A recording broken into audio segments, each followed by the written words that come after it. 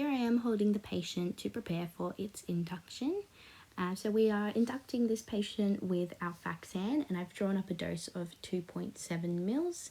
That has been prepared in our little surgery kits that the vet has ready. This was done this morning, and everything is ready to go for the vet.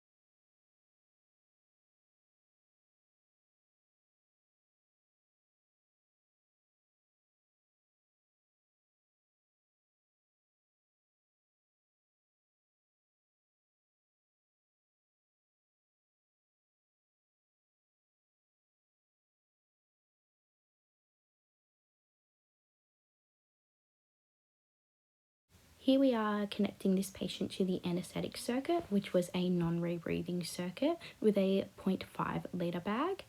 The patient was placed on 1.5% isoflurane level. This was appropriate for the patient's size and for the procedure that it was undertaking.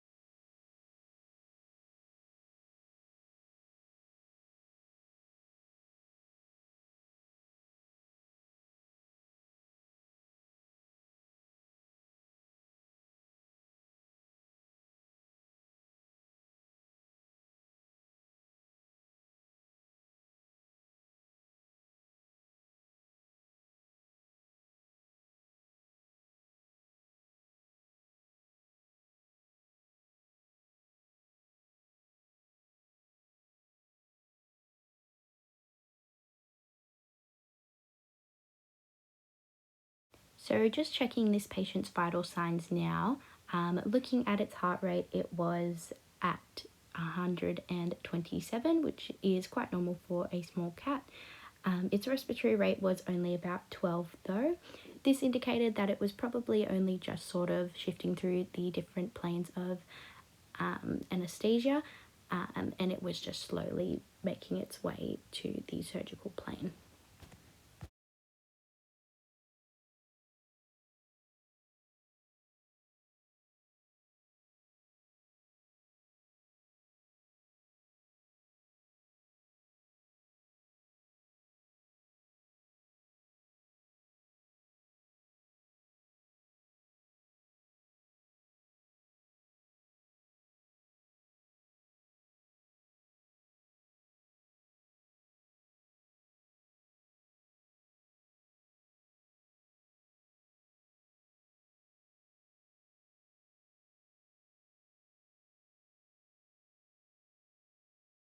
For analgesia, this cat was given an injectable form of meloxicam.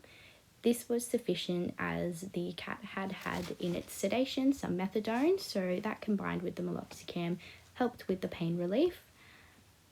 The cat was given 0.27 mils of meloxicam. This was appropriate for its weight of 5.4 kilos. This was appropriate combined with the methadone pre-medication as they both helped to keep the patient stable and have analgesia effects. Here I am monitoring the cat as well for extubation. With cats, you do have to be careful as they do have a sensitive trachea. So when monitoring a cat for extubation, I'm looking for simple vital signs like that ear flick that indicates to me that the tube is ready to come out. Making sure as well that the cat is blinking and that jaw tone is beginning to return.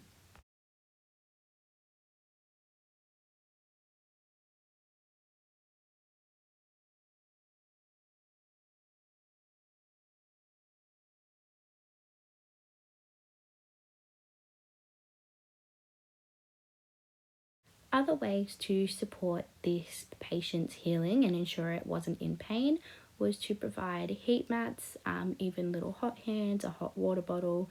This would be done in the recovery stage to ensure that the patient was comfortable, and that no other contributing factors were making it become in pain.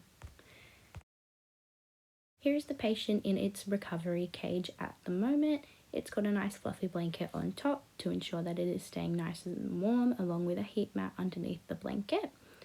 The cat's vital signs are being checked every 5 or so minutes and being recorded on the patient's chart.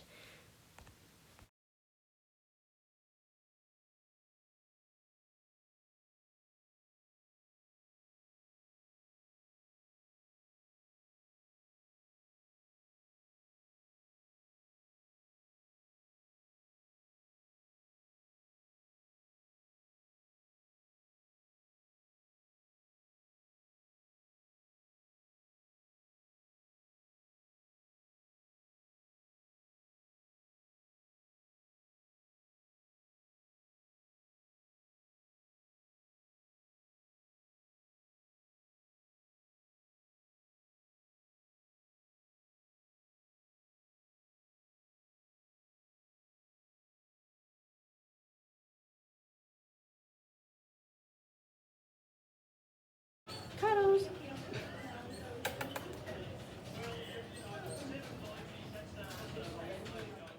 For this procedure, we are shaving margins for a lump. So we are just shaving around this lump here. I got the vet to pick it up with her hand and sort of pinch it to indicate whereabouts she would be cutting. And from there, I sort of went roughly 5 to 10 centimeters out from the lump. So this was a tricky spot to clip, but I'm ensuring that I'm using an appropriate blade, size 10, and only on a slow speed so that I ensure I do not graze the skin, especially in this tricky spot. Here I am doing the surgical prep for the patient. So I'm starting off with a Chlorhex solution, which is just Chlorhex and water at a dilution of 1 to 100. I'm starting off from the middle of the lump and working my way out. Once I've finished this, I will let this sit for a contact time of approximately 5 minutes, which is what we do in our clinic. Then I'm spraying it with Metho and grabbing 2 swabs and wiping in an outward direction, starting in the middle and wiping outwards. Then I'm going to be following this same procedure with iodine, and I'll repeat this approximately 3 times.